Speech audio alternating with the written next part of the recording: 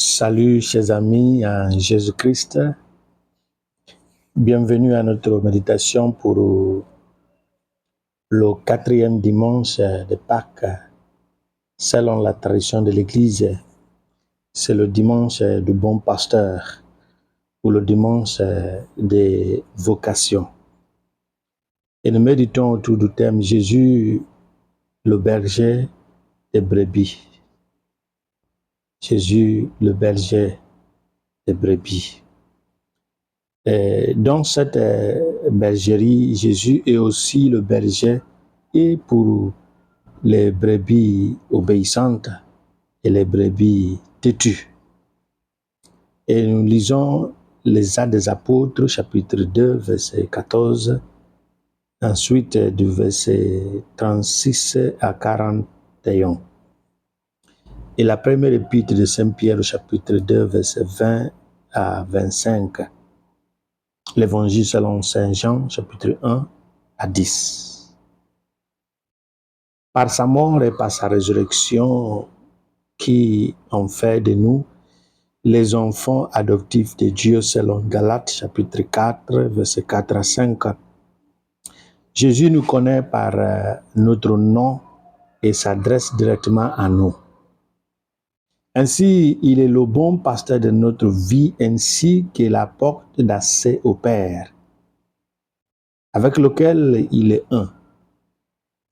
Puisqu'il est dit que nommer, c'est maîtriser et dominer. Jésus, en s'adressant à nous par nos noms propres, est le Seigneur et le Maître de nos vies. Et c'est pourquoi Paul fait l'écho lorsqu'il disait dans les Actes des Apôtres 17, 28, c'est en lui que nous vivons, que nous avons notre mouvement et que nous avons notre être. C'est donc seulement en lui que nous pouvons avoir la vie en abondance. C'est seulement en lui que nous pouvons reconnaître et suivre sa voie. Et cela s'appelle la vocation. Car sa voix est celle qui nous appelle. Et cela est traduit comme vocare.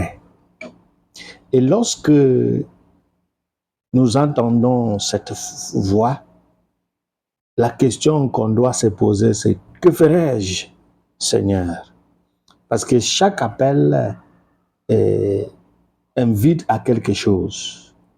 Dans la mesure où la parole de Dieu reste vivante et active, selon la lettre aux Hébreux chapitre 4, verset 12, chaque fois qu'elle est proclamée, cette parole de Dieu, le prédicateur et les auditeurs sont invités à dire, Seigneur, que ferais-je? Notre imperfection humaine rend cela nécessaire, car chaque fois que l'homme cesse de désirer ardemment, il vire vers l'absence de vie. Mais Dieu nous appelle à la vie et il a fait par Jésus l'eau vive et bon pasteur, qui est venu pour que nous ayons la vie en abondance. Et c'est cela reflète Jean chapitre 10, verset 10. Parce qu'il ne connaît pas seulement les pâturages, mais il est lui-même le pâturage.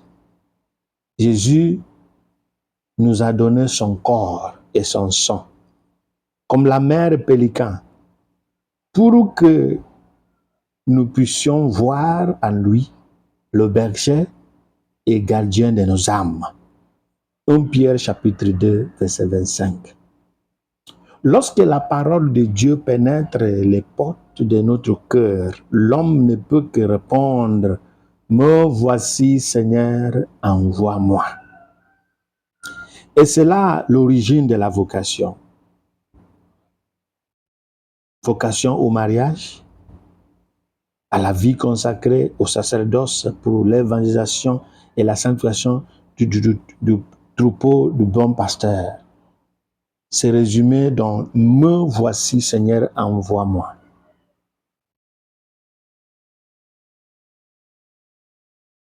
Mais c'est à nous de dire oui. lorsqu'il va envoyer. Jésus, en tant qu'un de Dieu, est notre Mashiach. En hébreu, le Messie, et notre Christos en grec, qui est le Christ, notre Messie. Aujourd'hui, Jésus, le bon pasteur, nous donne un exemple, celui de l'obéissance et de l'amour. Obéissance et amour. Il ne paye pas le mal par le mal. Et cela est clair dans sa relation avec son troupeau têtu, qui ne laisse pas mourir de faim parce qu'il est têtu. Et c'est pourquoi nous dit que Jésus est aussi le berger des brebis têtues et les brebis obéissantes. En regardant vers Jésus, nous accédons à la guérison par ses blessures. En regardant vers Jésus, nous gagnons la sécurité à l'ombre de ses ailes et dans le creux de ses mains. Cette sécurité, c'est l'assurance des chrétiens qui prennent le risque de leur vie en se mariant. Parce que Dieu a permis aux hommes de partager son amour. Et si nous considérons la pyramide d'amour des couples, amour de Dieu, amour entre hommes et femmes, amour entre le couple et les enfants, et amour entre le couple et les autres, ou pour les autres. Dieu a permis aux hommes, aux femmes, de partager son amour. Et c'est aussi l'assurance des hommes et des femmes qui répondent à l'appel à la vie consacrée au sacerdoce, et surtout de ceux qui s'engagent dans des missions adestra et dans des zones difficiles, loin de leurs parents, loin de leurs proches, loin de leur pays, loin de leur culture et leurs connaissances. C'est l'amour de Dieu, Jésus, qui a brûlé mon cœur. Nous avons vu le dimanche passé, lorsque la parole de Dieu prend sa place, l'homme commence à sortir de soi-même pour franchir les infranchissables grâce à la parole qui brûle le cœur.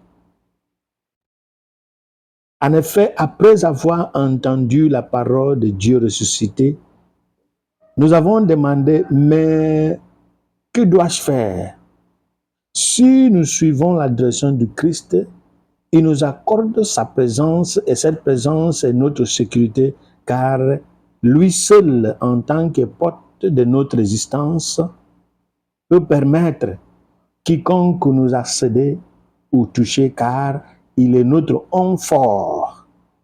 Si vous consultez l'évangile de Saint Luc, chapitre 11, versets 21 à 23, vous allez comprendre le sens d'un homme fort. Nous sommes cachés en lui, et lui en Dieu. Le message de Paul dans sa lettre aux Colossiens, chapitre 3, verset 3. Et nous prions au Seigneur, entre tes mains, Seigneur, j'ai remis mon esprit.